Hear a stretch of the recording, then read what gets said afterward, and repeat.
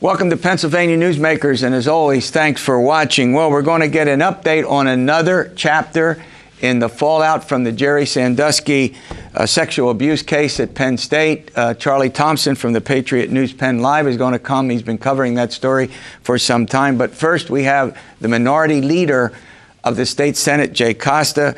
He represents a district a little far away from where we're taping, but it's in this state. He's smiling, Allegheny County. We'll be back in a moment. This is Pennsylvania Newsmakers, a fast-paced, unrehearsed weekly discussion with and about the leaders who shape your world. And now, here's your host, Terry Madonna. All right, we're back, and we're going to get into the Democratic side of things. We have Democratic and Republican lawmakers on. We think that's our obligation to get both sides, all the sides out. You can make up your own mind what you want to do. Jay Costa is here. He represents the 43rd District.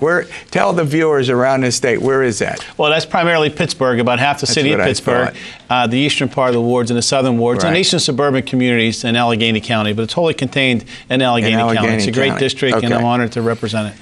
All right.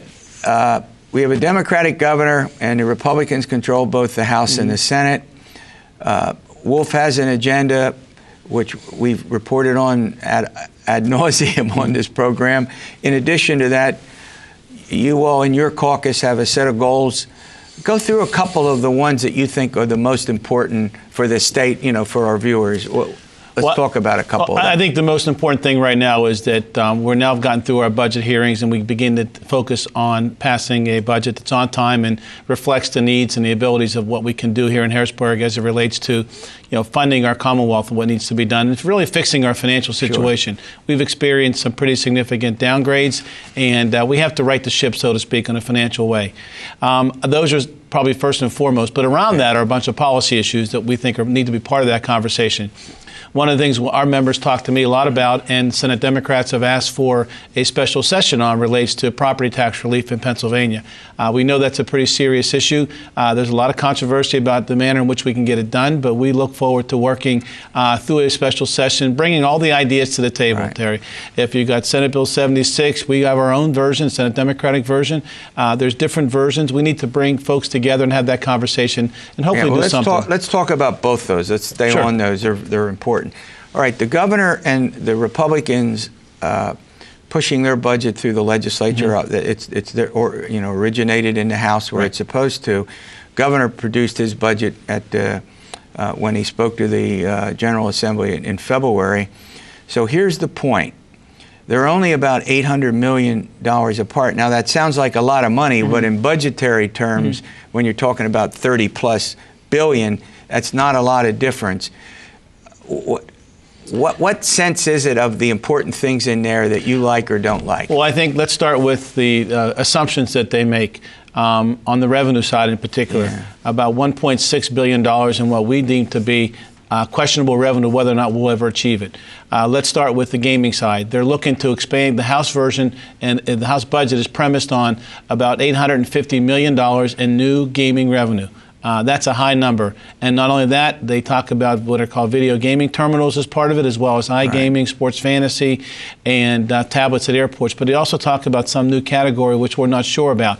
But at the end of the day, nearly $1 billion is premised on gaming. I have a concern about that. I think it's too much of an expansion. Alcohol sales, correct? And in addition to that, they have this assumption that there'll be alcohol sales, the privatization moving forward along those lines. Again, both of those things, the scope of the gaming and also the privatization of the wine and spirit shops, really the wholesale side in particular, I think is something that just is a little bit aggressive and a little bit of a wish. Now, on the other side, I think it was the Inspector General's office just released a report that said even the Wolf budget, they're not going to make the revenues, they're not going to be forthcoming to pay for what Governor Wolf wants to do, and his budget only calls for a 1.8% increase. It's not a big one.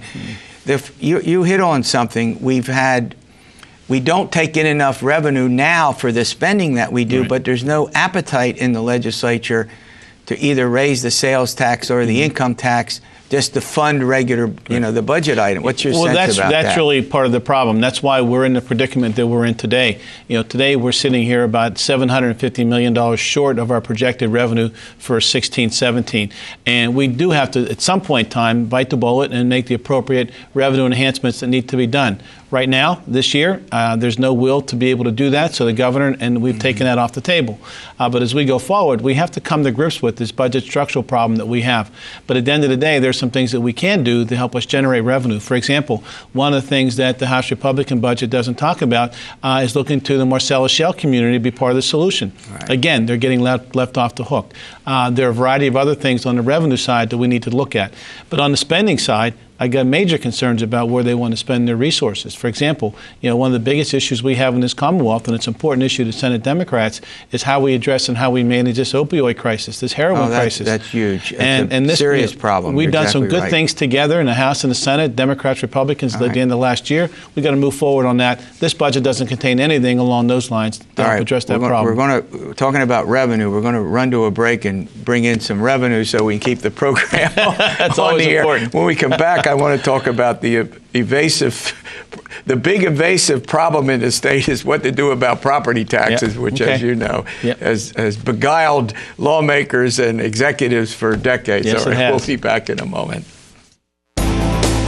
This broadcast of Pennsylvania Newsmakers is presented by the Pennsylvania Chamber of Business and Industry, the statewide voice of business, and by the Pennsylvania State Education Association and Partners for Public Education, bringing the power of a great education to our schools, our students, and our communities.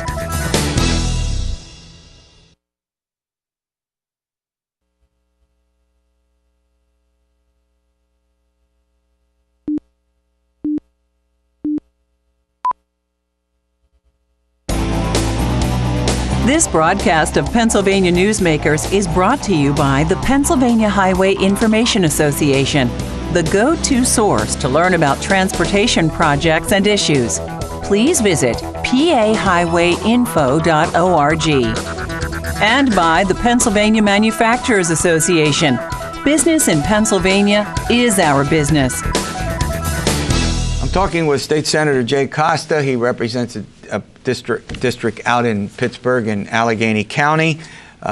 He's the minority leader in the state Senate. We're talking about some of the important issues that are before the state legislature, getting his caucus's view.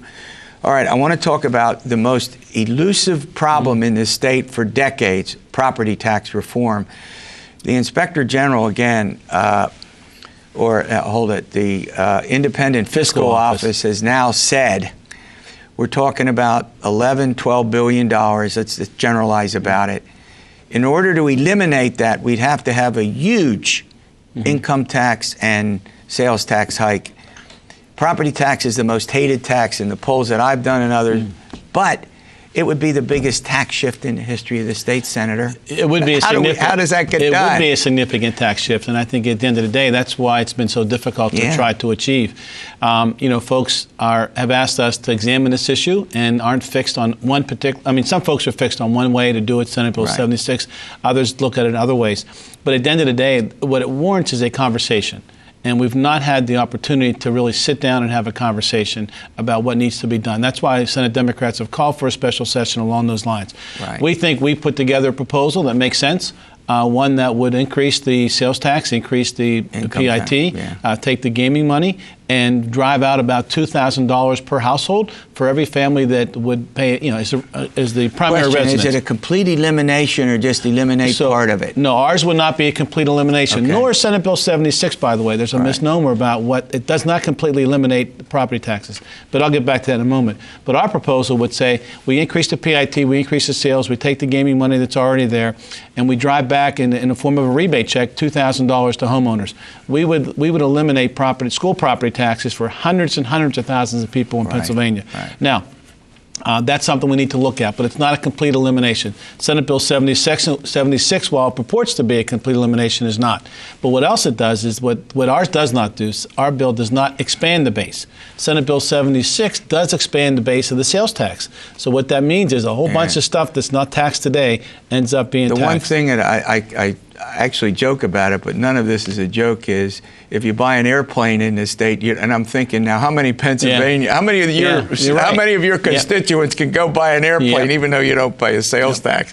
Some of these have been created over the years by special interests. No? There's no question. There's a whole bunch of them. The governor's trying to address one of those this year, in fact, the elimination of a couple of those, one significant one being computer service taxes. But there's a whole bunch of special interest type tax exemptions that, quite frankly, that are warrant to be removed.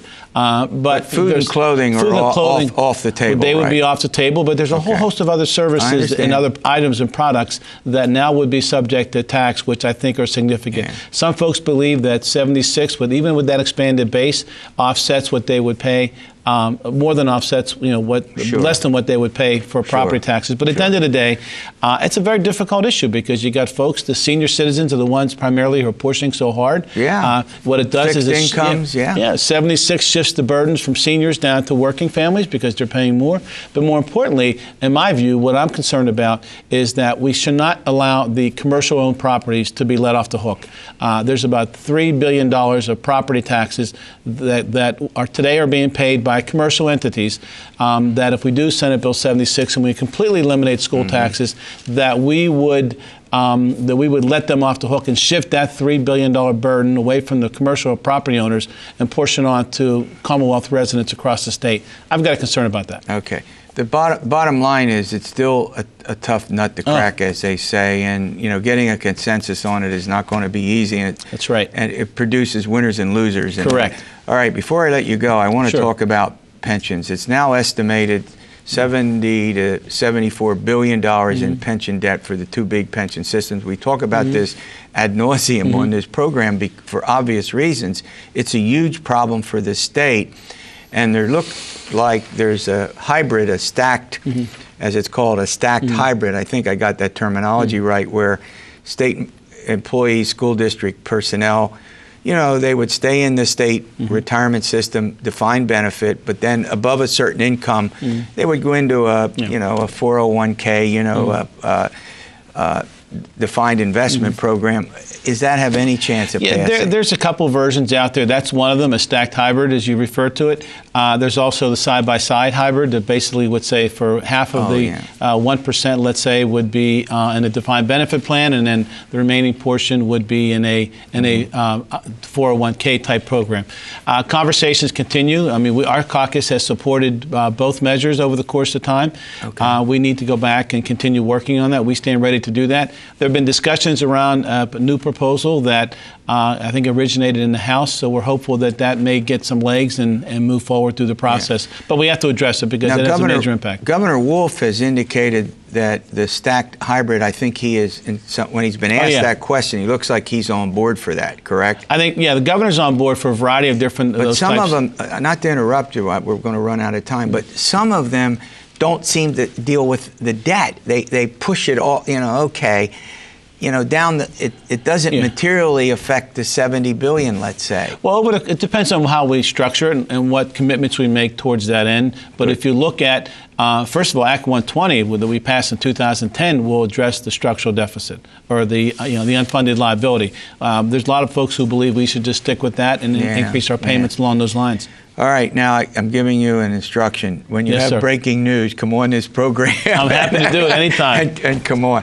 Thanks, I once said that to a governor. I ordered, I think it may have been Rendell. I ordered him to come on the program. But I'm thanks. ready. We're glad to have you. Happy to be here. All right, Thank you. we're going to get an update on the Penn State situation. Another chapter has ended. We'll see where it goes. Charlie Thompson has been all over this story for a long time. We'll do that after these words. This broadcast of Pennsylvania Newsmakers is brought to you by the Pennsylvania Credit Union Association. Pennsylvania Credit Unions, where people are worth more than money. To find a credit union that is right for you, check out ibelong.org. And by the Energy Association of Pennsylvania, Pennsylvania's energy information source.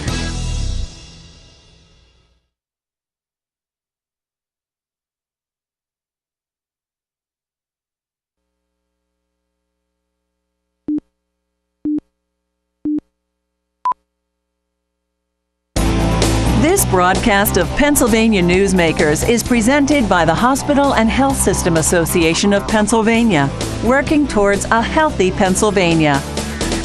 Welcome back. Well, Charlie Thompson, he's with the Patriot News PennLive. He's been covering the Penn State, ever-expanding Penn State situation. Another chapter has ended. This has been going on since 2011, when Jerry Sandusky was charged with 52 counts of child molestation. Then there were 3 major Penn State officers who were charged with a variety of crimes. Graham Spanier, who was then president, Tim Curley, who was then athletic director, and Gary Schultz, who was a vice president for finance. Those cases are now resolved. What's talk about that? What happened? Okay. Well, in the last week of March, former Penn State president Graham Spanier finally went to trial on a count of child endangerment that was sort of like the second phase of the criminal investigation into Sandusky.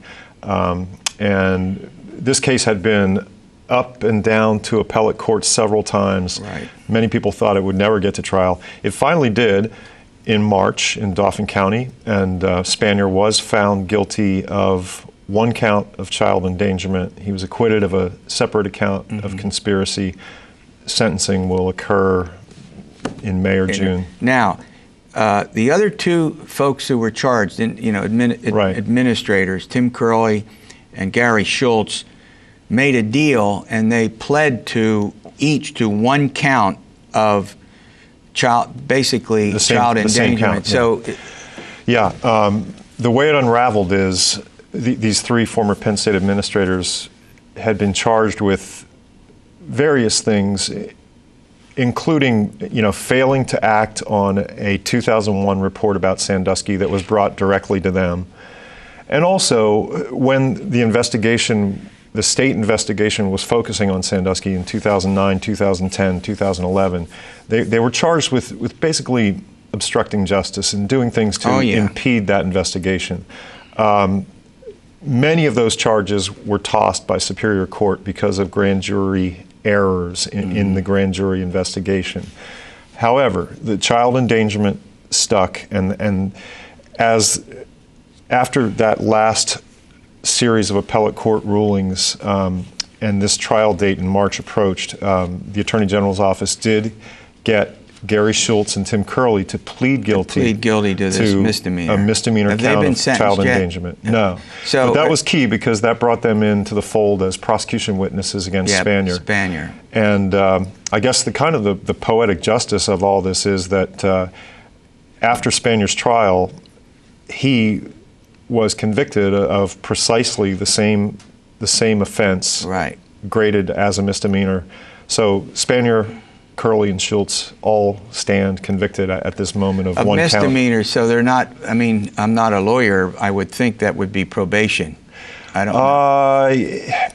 I think that really remains to be seen. There's a possibility. You're the expert. There's a possibility that these guys get probation, but there's also a possibility that they get some jail time. And I guess that's really in the judge's hands. The way the state has sentencing guidelines, and the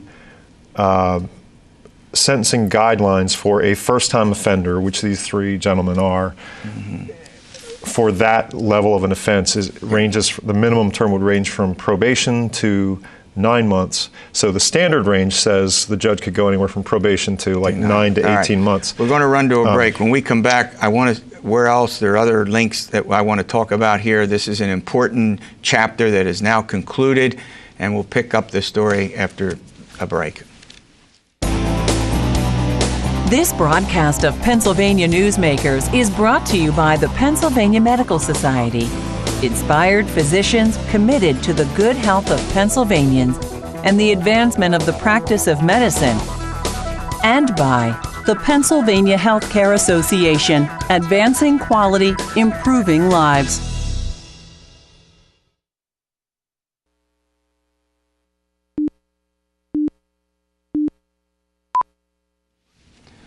I'm chatting with Charlie Thompson from the Patriot News PennLive. He's been covering the Penn State situation. We just completed 1 chapter, but the cost to Penn State through all of this has been enormous, hasn't it? Right. Is there a dollar amount?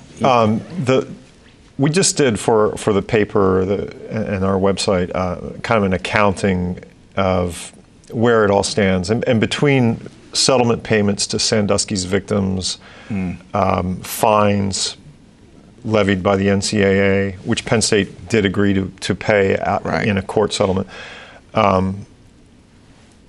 legal fees. They're at about $220 million right now. Wow. And you can't get an exact number because Penn State has received some insurance reimbursement for some things, but sure. The best accounting is that it's about $220 million right now. Well, the bottom line for this observer is we can't have child abuse. I mean, that's an extraordinarily serious problem, and if you know, I'm not getting into the innocence and guilt, but that has to stop, and we need to be vigilant about it. All right, there's another guy who really, you could say, was responsible for outing this situation, Mike McQueary. Right. Tell the folks out there why he's important in all of this. Sure. McQueary is important because he has been sort of the star witness in many trials. If you buy into the narrative that the prosecution had set up, that Jerry Sandusky was a serial child molester, Mike McQueary was that rare guy who was an independent third-party witness to this. He witnessed to an act and reported it, and that's that's where in the last football building at Penn State in 2001, and he reported it, and then he was assured that it was taken care of. 10 years later, this blows up as a national case, and people look at McQueary and say, "Well, why didn't you do more in 2001?" And as a result, you know, McQueary lost his job at Penn State in the coaching turnover from the Paterno era to the Bill O'Brien era, and he filed a whistleblower suit saying that the university had mistreated him from really the get-go once Sandusky was arrested, and his case went to trial in October in Center County, and to the surprise of some, I think McQueary won that case, and he got a $12.3 million civil verdict that is part of that larger bill that Penn State has to pay. Penn State's appealing that verdict and may result finally in some kind of a negotiated settlement, but McQueary has kind of the upper hand in those negotiations now. We have about a minute to go. We're moving forward. What's the conclusion here? Is there any additional fallout? Honestly, I think we kind of have a sea change. I mean, with the Spanier verdict and that trial this case has really turned the corner into an appellate case now. I mean, there probably won't be any more criminal charges, new criminal charges. There probably there are some civil cases, like Graham Spanier has a defamation case against Louis Freeh and so forth. But mostly it's now a matter of appeals, and what some alumni trustee will want to do is say correct the record, because you're going to keep following it, so you can come on the program whatever breaks, and we'll have some chats, conversations about it. We'll see you next week for another edition of Pennsylvania Newsmakers, and as always, stay well.